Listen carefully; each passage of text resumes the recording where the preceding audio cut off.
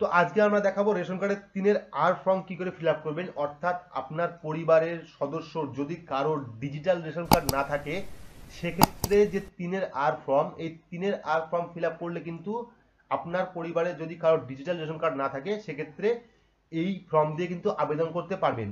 তো আমরা আজকে পুরোটাই দেখাবো যে 3-এর আর ফর্ম আপনারা কিভাবে ফিল আপ করবেন, কোথায় কোথায় টিক করবেন, কোথায় কোথায় আনটিক করবেন, কোন কোন ডকুমেন্টস লাগবে, কি কি করতে হবে, তার টোটাল ডিটেলসটা আমরা কিন্তু স্টেপ বাই স্টেপ আপনাদের দেখাবো। তো ভিডিওটা পুরোটা দেখবেন, কারণ এর মধ্যে একটিও কিন্তু আপনি যদি ভুল করে আনটিক করেন অথবা টিক করেন, সেক্ষেত্রে কিন্তু আপনি ডিজিটাল রেশন কার্ড পাবেন না। তো আশা করছি ভিডিওটা পুরোটা দেখবেন, স্কিপ করবেন না। আর এখানে দেখুন, যখন আপনারা এই যে 3-এর আর ফর্মটি প্রিন্ট আউট করবেন বা বের করবেন, যখন ফিল আপ করতে যাবেন, তখন দেখবেন ওপরে লেখা আছে, দেখুন, গ্রামাঞ্চলের কোনো পরিবারের একটিও সদস্য যদি ডিআরসি না থাকে, সেক্ষেত্রে ডিআরসির জন্য আবেদন। অর্থাৎ গ্রামাঞ্চলের এই 3-এর আর ফর্মটি হলো গ্রামাঞ্চলের, এবং 3 নাম্বার ফর্ম হলো শহরাঞ্চলের। ফর্মগুলো একই, শুধুমাত্র 3 আর 3-এর আর।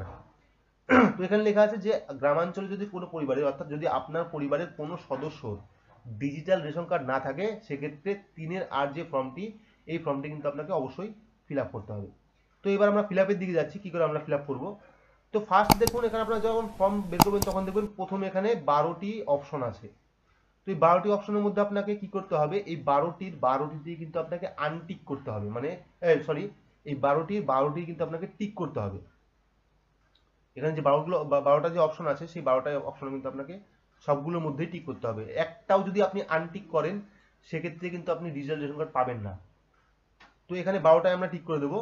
আপনারা যারা করবেন তারা অবশ্যই 12টিতেই টিক করবেন। তো এখানে কি কি লেখা আছে আমি বলে দিচ্ছি। যে এখানে লেখা আছে, দেখুন, ফার্স্ট নাম্বার লেখা আছে, যদি আপনার বাড়িতে 2 চাকা, 4 চাকা, 3 চাকা গাড়ি থাকে, তো এখানে আপনি দেবেন নেই, অর্থাৎ টিক করলে হবে নেই, আনটিক করলে হবে আছে। তো এখানে দ্বিতীয়তে আছে যে আপনার বাড়িতে ট্র্যাক্টর আছে কিনা, তো এখানে টিক করবেন যে আমার বাড়িতে ট্র্যাক্টর নেই। তো এখানে দেওয়া আছে যে আপনি কিষাণ ক্রেডিট কার্ড আছে কিনা আপনার, তো এখানে টিক করবেন যে আমার বাড়িতে কিষাণ ক্রেডিট কার্ড নেই। তো মোদ্দা কথা হলো, প্রথম যে 12টি অপশন, সেই 12টি অপশনের মধ্যে একটিও যদি আপনি আনটিক করেন, সেক্ষেত্রে কিন্তু আপনি ডিজিটাল রেশন কার্ড পাবেন না, নন সাবসিডাইজ রেশন কার্ড পাবেন। তো আপনারা চেষ্টা করবেন টোটাল উপরে যে 12টা অপশন, সেই 12টা অপশনই আপনারা টিক করে দেবেন যে 12টার মধ্যে কোনোটাই আমার বাড়িতে নেই। ফ্রিজ নেই, গাড়ি নেই, আপনার 15,000 টাকা মাইনে নেই, বা পাকা বাড়ি নেই, ঘরের ছাদ নেই, সবগুলোতে আনটিক করবেন, যে সবগুলোতে টিক করবেন যে আমার বাড়িতে এগুলোর মধ্যে কিচ্ছু নেই। তো এটি হয়ে যাওয়ার পর আমরা দ্বিতীয় অপশনে আসবো। দ্বিতীয় অপশনে শুধুমাত্র, এখানে আপনাদের বুঝিয়ে দিই, দ্বিতীয় অপশন শুধুমাত্র আপনারা যে 6 নম্বর যে অপশনটা আছে, যে আপনার বাড়িতে কাঁচা বাড়ি আছে, 6 নম্বর, শুধুমাত্র 6 নম্বর অপশনে কিন্তু আপনারা টিক করবেন। আদার্স কিন্তু একটাতেও টিক করবেন না, শুধুমাত্র 6 নম্বর অপশনে টিক করবেন। 6 নম্বর অপশন টিক করলে পরে কিন্তু হবে, বাকি আপনাকে একটাও টিক করতে হবে না। এটি কিন্তু একদম সঠিক পদ্ধতি, এর মধ্যে কিন্তু কোনো নেই। আপনি চাইলে নির্দ্বিধায় কিন্তু এই ফর্মটি ফিল আপ করতে পারবেন। যে বোঝাচ্ছি যে প্রথম 12টায় আপনি টিক করবেন, এবং দ্বিতীয় শুধুমাত্র 6 নম্বরে আপনি টিক করবেন, বাকিগুলো ছেড়ে দেবেন। তো এটি হয়ে গেল। হয়ে যাওয়ার পর এবার আমরা চলে আসবো ফর্ম ফিল আপের দিকে। তো এখানে দেখুন, ফার্স্ট দেওয়া আছে এখানে আপনার ডিস্ট্রিক্ট কি আছে, অর্থাৎ আপনার জেলা। তো এখানে আপনার জেলার নামটি লিখে দেবেন, আপনার জেলা কোন জেলায় বসবাস করেন। দেওয়ার পর সাব ডিভিশন, আপনার মহকুমা কোনটা আছে, সেই মহকুমা দিয়ে দেবেন, এখানে মহকুমার নাম। দেওয়ার পর ব্লক, আপনি কোন ব্লকে বসবাস করেন, সেই ব্লকের নামটি লিখবেন এখানে। লেখার পর এখানে দেখুন গ্রাম পঞ্চায়েত, আপনি কোন পঞ্চায়েতের অধীনে পড়ছেন, সেই পঞ্চায়েতের নামটা এখানে লিখবেন। পঞ্চায়েতের নাম লেখার পর এখানে দেখুন ভিলেজ, অর্থাৎ আপনার গ্রামের নামটা কি আছে, আপনার বাড়ির অ্যাড্রেসটা লিখে দেবেন এখানে। লিখে দেওয়ার পর পোস্ট অফিস, অর্থাৎ আপনি কোন পোস্ট অফিসের আওতায় পড়ছেন, সেই পোস্ট অফিসের নামটা লিখবেন এখানে। লিখে দেওয়ার পর পিনকোড, আপনার এলাকার যে পিনকোডটা আছে, সেই পিনকোডটা এখানে দিয়ে দেবেন। দিয়ে দেওয়ার পর পুলিশ স্টেশন, আপনি কোন পুলিশ স্টেশনের আওতায় পড়েন, সেই পুলিশ স্টেশনের নামটা এখানে লিখবেন। লেখার পর দেখুন এখানে ফোন নাম্বার, তো আপনার যে ফোন নাম্বারটা খোলা আছে, অর্থাৎ যে ফোন নাম্বারটা অন আছে, সেই ফোন নাম্বারটা এখানে দিয়ে দেবেন। দিয়ে দেওয়ার পর অল্টারনেট মোবাইল নাম্বার অথবা হোয়াটসঅ্যাপ নাম্বার, তো আপনার হোয়াটসঅ্যাপ নাম্বার যদি থাকে, সেক্ষেত্রে হোয়াটসঅ্যাপ নাম্বার দিয়ে দেবেন, বা একটি অল্টারনেট মোবাইল নাম্বার এখানে দিয়ে দেবেন। দিয়ে দেওয়ার পর এখানে যদি আপনার ইমেল অ্যাড্রেস থাকে, সেক্ষেত্রে ইমেল অ্যাড্রেস দেবেন, না থাকলে কিন্তু দেওয়ার দরকার নেই। তো এটি হয়ে যাওয়ার পর আমরা নিচের দিকে আসবো। নিচের দিকে আসলে আমরা দেখতে পাবো এফপিএস নাম, তো আপনার রেশন ডিলারের নাম। তো এখানে আপনার রেশন ডিলারের নাম আছে, তো আপনি যে জায়গা থেকে রেশন পান, সেই ডিলারের নামটা লিখবেন, রেশন ডিলারের নাম। দেওয়ার পর এফপিএস কোড, অর্থাৎ ডিলারের একটি কোড থাকে, যে কোডটি আপনারা অনলাইনে সার্চ করলে পাবেন, অথবা আপনার যে ডিলার আছে তাকে জিজ্ঞাসা করলে কিন্তু আপনার সেই ডিলারে এফপিএস কোডটি পেয়ে যাবেন। তো হয়ে যাওয়ার পর এখানে দেখুন কেরোসিন শপ নেম, অর্থাৎ আপনি কেরোসিন যে ডিলারের কাছ থেকে নেন তার নাম কি আছে, অর্থাৎ ডিলারের নাম কি আছে, শপের নাম দেওয়ার পর কেরোসিন শপ কোড, অর্থাৎ এই যে প্রথমে যে বললাম এফপিএস কোড এবং কেরোসিন শপ কোড, এটা আপনারা অনলাইন থেকে পেয়ে যাবেন অথবা আপনার যে রেশন ডিলার সেই ডিলারের কাছ থেকে কিন্তু আপনারা সেই কোডটা জানতে পারবেন। তো এটি হয়ে গেল। হয়ে যাওয়ার পরে আমরা নিচে আসবো, নিচে আসার পরে এখানে দেখুন নেম অফ অ্যাপ্লিকেন্ট। তো এখানে একটু বোঝার জিনিস আছে, এখানে কিন্তু আপনারা পরিবারের 4 জন সদস্যর নাম একবারে দিতে পারবেন। দেখুন এখানে 4টে জায়গা আছে, এই যে ফার্স্ট, সেকেন্ড, থার্ড, ফোর্থ। অতএব আপনার পরিবারে যদি 4 জন সদস্য থাকে সেক্ষেত্রে 4 জনের নাম কিন্তু এখানে দিতে পারবেন।